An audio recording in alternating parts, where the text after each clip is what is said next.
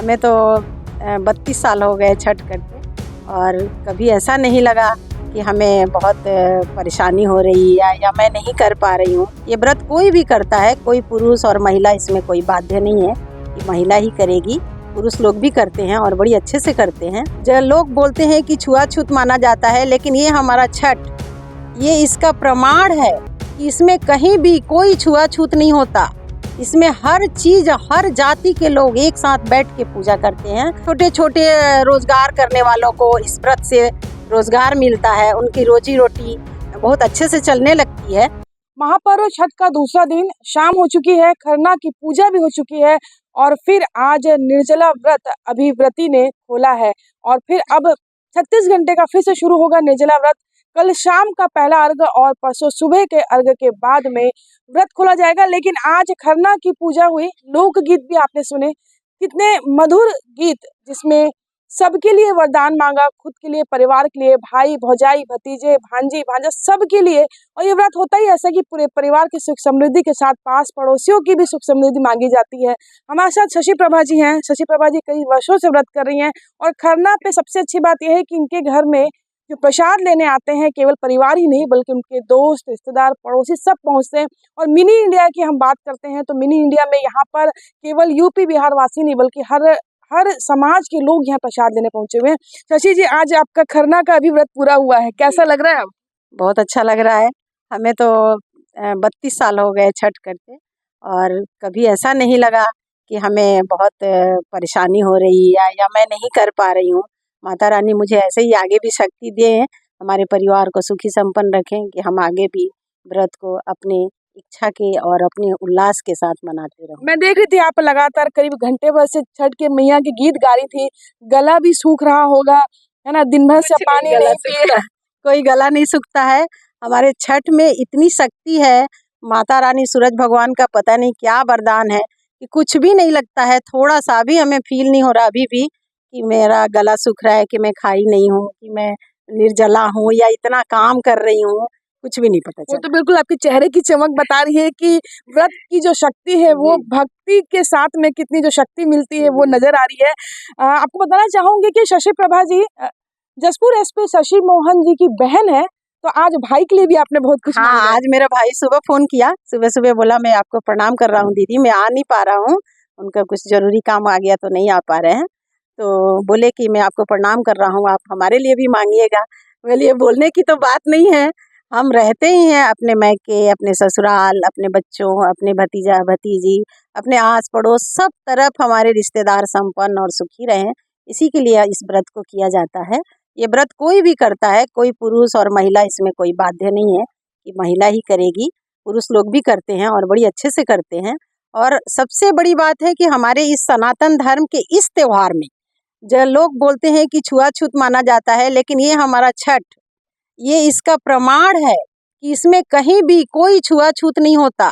इसमें हर चीज, हर जाति के लोग एक साथ बैठ के पूजा करते हैं और ये बहुत ही अच्छी बात है कि हमारे पर्यावरण को ध्यान में रखते हुए कृषियों को, छोटे छोटे रोजगार करने वालों को इस व्रत से रोजगार मिलता है, उनकी रोजी रोटी बहुत अच्छे से चलने लगती है इस छठ के लिए। और कितने दिनों से उसकी तैयारी करते हैं उन लोग छठ का, कि हमको ये चीज़ दिया बनाना है, जैसे मान लीजिए, या फल लगाना है या फूल लगाना है, वो सब चीज़ की तैयारी होती है। हमारे गाने भी ऐसे होते हैं कि जिसमें अरे अरे डोमिन बिटिया सूपा लेके आओ, ऐसे ऐसे बहुत सारे गाने हैं, अहरीन बिटिया दूध लेके आओ, मतलब हर का चीज़ लेके हम इस पूजा को संपन्न करते हैं। बिल्कुल, आपने बहुत अच्छी बात की कि हम प्रकृति को जोड़ता है ये व्रत, और हम जो प्रकृति से लेते हैं वो प्रकृति को अर्पण भी करते हैं। प्रकृति हमें फल फूल, पानी, जल सब प्रदान करती है और हम सूर्य भगवान को ये सारी चीजें अर्घ के रूप में भी देते हैं।